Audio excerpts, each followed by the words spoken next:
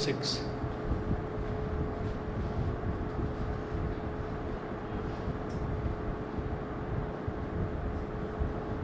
Integrate the following, इसका third part देख रहे हैं।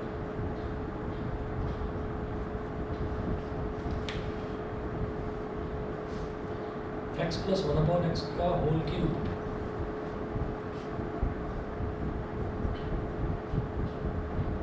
x प्लस 1/x का होल क्यूब, मेरे को इसको इंटीग्रेट करना है। तो x प्लस 1/x का होल क्यूब है, तो सबसे पहला काम मैं क्या करूँगा, इसका जो होल क्यूब है सबसे पहले तो इसको एक्सपेंड कर देंगे। तो ये कैसे एक्सपेंड होगा, अभी इंटीग्रेट नहीं कर रहे हैं तो सिर्फ इसको एक्सपेंड कर रहे हैं। a प्लस बी का होल क्यूब क्या होता है, a cube plus b cube plus 3ab square plus 3a² b, ठीक है। x का क्यूब हो गया, 1 का क्यूब इज 1, डिनोमिनेटर में x है तो x का क्यूब प्लस ये हो जाएगा 3 इंटू एक्स इंटू 1 का स्क्वायर इज 1, डिनोमिनेटर में x है, x का स्क्वायर इज x, एक x से एक x कट गया, plus 3x square into 1/x, एक x से एक x कट गया, x की पावर 3। अब ये जो 1/x क्यूब है इसको लिखेंगे x की पावर -3 प्लस 3 इंटू इस 1/x को 1/x ही रहने देंगे, क्योंकि मुझे मालूम है अब मैं इसको पूरा एक्सपैंड करने के बाद इंटीग्रेट करने वाला हूँ, ठीक है। तो जरा देखिएगा कि यहाँ पर 1/x को 1/x क्यों रहने दिया, क्योंकि 1/x का इंटीग्रेशन log x होता है, सीधा सीधा log x होता है, तो इसलिए इसको नेगेटिव में नहीं करेंगे इसकी पावर, ये 1/x ही रहने देंगे, नहीं तो x की पावर -1 हो जाएगा। और अगर x की पावर -1 है तो बताइए उसका इंटीग्रेशन आ जाएगा ना नॉट डिफाइंड, -1 का क्या होगा, x की पावर -1 + 1 अपॉन -1 + 1, तो x की power 0 upon 0, anything upon 0 is not defined. इसलिए याद रखिए कि 1/x अगर दे रखा है ना, उसको इंटीग्रेट करने के लिए दे रखा है तो उसको 1/x ही रहना, उसका इंटीग्रेशन सीधा log x होगा, ठीक है। तो ये 1/x है तो रहने दिया, यहाँ x है तो इसको बस x ही रहने देंगे, 3 इंटू एक्स। ये मेरे पास पूरा का पूरा फंक्शन आ गया। अब मुझे इसको इंटीग्रेट करना है, i इज इक्वल टू, अब लगाइए इंटीग्रेशन का सिंबल, यहाँ लिखेंगे x क्यूब प्लस x की power -3 plus 3 into 1/x plus 3x और dx, ये करते हैं। अब देखिएगा x की पावर 3 का क्या हो जाएगा, x की पावर 3 + 1 अपॉन 3 + 1 प्लस x की पावर -3 का क्या होगा, -3 + 1 अपॉन -3 + 1 प्लस ये 3 कांस्टेंट है ऐसे रहेगा और 1/x का log x, ठीक है, प्लस 3 कांस्टेंट है ऐसे रहेगा, x का क्या होगा, x की पावर 1 + 1 अपॉन 1 + 1 और लास्ट में प्लस c क्या होता है, कांस्टेंट ऑफ इंटीग्रेशन, ठीक है। ये कांस्टेंट ऑफ इंटीग्रेशन लास्ट में ऐड होगा। अब x की पावर 4 अपॉन 4 प्लस x की power -2 upon -2 plus 3 log x plus 3 into x² upon 2 plus इतना छोड़ दिए, ठीक है। और ज़्यादा सिंप्लीफाई करना चाहो कि भाई मेरे को ये x की पावर नेगेटिव लिखा हुआ अच्छा नहीं लग रहा है, और कर लीजिए, x की पावर 4/4 हो गया और ये plus divided by minus is minus, इसको लिख दो -1/2 और x की पावर -2 नीचे आकर x² हो जाएगा, -1/2x², ऐसे लिख सकते हैं इसको, ठीक। आगे वाले टर्म तो लिखो 3 log x plus 3/2 x² plus c, बोलिए ये क्लियर है थर्ड पार्ट, ठीक है। मैच कर लीजिए, x की power 4/4 3/2 x² 3 log x -1/2x² plus c, ठीक है। अब क्वेश्चन नंबर 7 देखेंगे।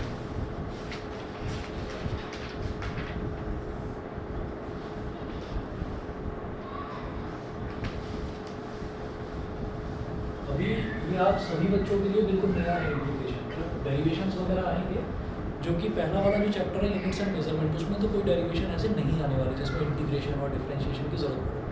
लेकिन जो अगला चैप्टर है motion in a straight line, फिर मोशन इन अ प्लेन, फिर laws of motion, work energy, सब में इंटीग्रेशन डिफरेंशिएशन की ज़रूरत है, ठीक है। तो तब आपको, तब भी आप लोग भूलोगे, मैं प्रिपेयर्ड हूँ उस चीज़ के लिए, तब भी आप लोग भूलोगे, तब भी मुझे बताना पड़ेगा शुरू से, लेकिन एटलीस्ट एकदम से ऐसा नहीं होगा कि बिल्कुल एकदम से नहीं नहीं है वो चीज़ आपके लिए, तब जल्दी कैच कर लो। अभी बिल्कुल नया लग रहा है लेकिन तब उतना नया नहीं लगेगा। चलिए क्वेश्चन नंबर 7 देखते हैं। क्वेश्चन नंबर 7 इसमें भी वही है, क्वेश्चन तो वही है, इंटीग्रेट द फॉलोइंग। यहाँ फर्स्ट पार्ट लिमिट्स देखिए, बताओ। तो इसका फर्स्ट पार्ट देखिएगा,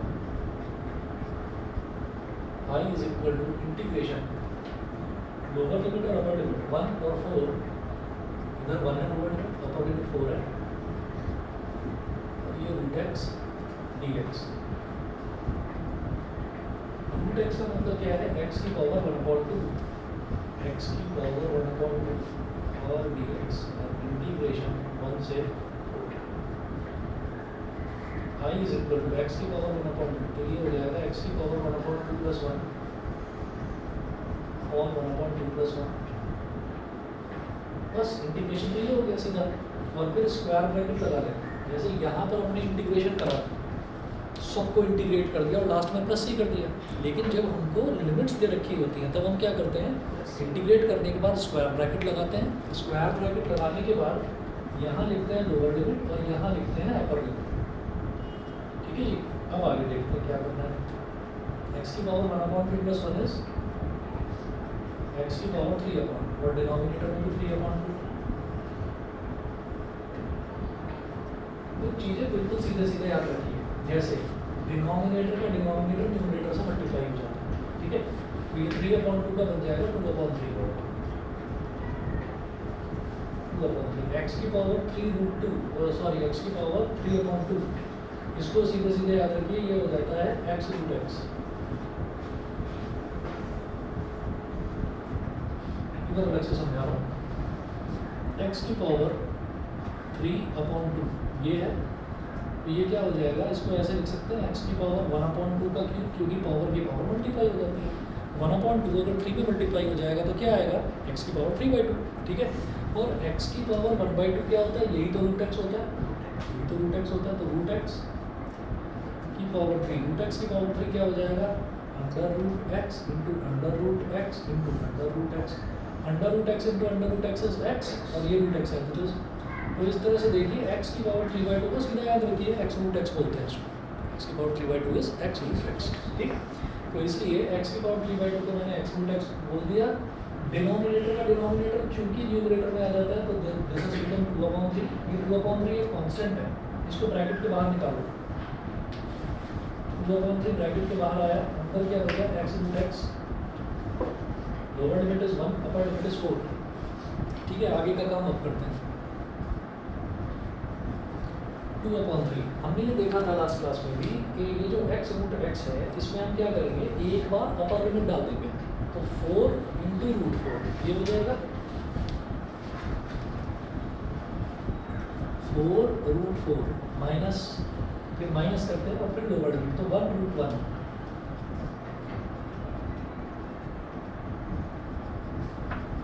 तो 2/3 4 तो √4 क्या होगा, अंडर रूट 4 क्या होगा, 2 -1, 4 to the 8, 8 minus 1 is 7, तो 2/3 into 7 यानी कि 14/3।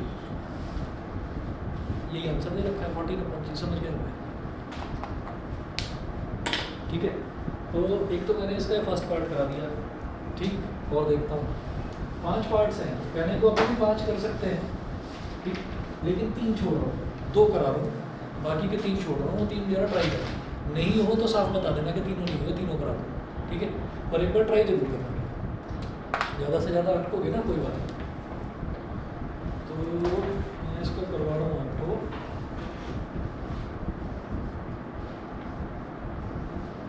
Second part 2/3 x root x, इस वाले स्टेप के बाद क्या हो जाएगा। अच्छा, अब क्या करा है आगे, यहाँ पर देखो 2/3 तो कांस्टेंट था, तो इसको तो बाहर ले लिया। अब x रूट x, इसमें हम क्या करते हैं, एक बार तो डाल देते हैं upper limit, x root x की जगह अपर लिमिट डाल देते हैं, तो 4√4 हो गया। सब्ट्रैक्ट करते हैं फिर लोअर लिमिट को, तो 1√1, तो 4√4 minus 1√1, upper limit minus lower limit. मैं लिख रहा हूँ यहाँ,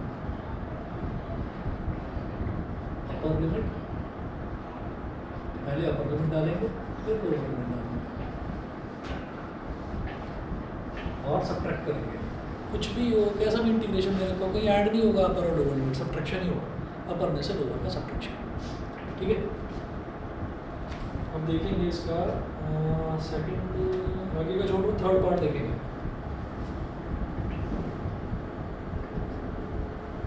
third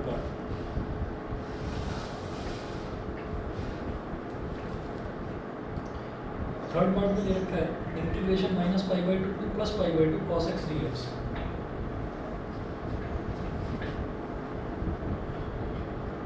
integration minus pi by two plus pi by two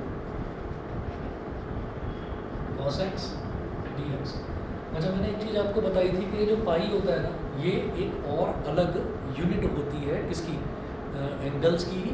और एंगल को रेडियन में अगर मेज़र करा जाए तो रेडियन में हम 180 डिग्री को, मतलब अगर डिग्री में 180 डिग्री है, 180 डिग्री को हम पाई रेडियन के इक्वल बोलते हैं।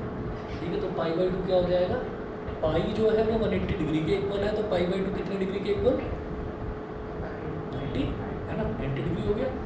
तो अब ये बताइए कॉस एक्स का इंटीग्रेशन क्या देखा था,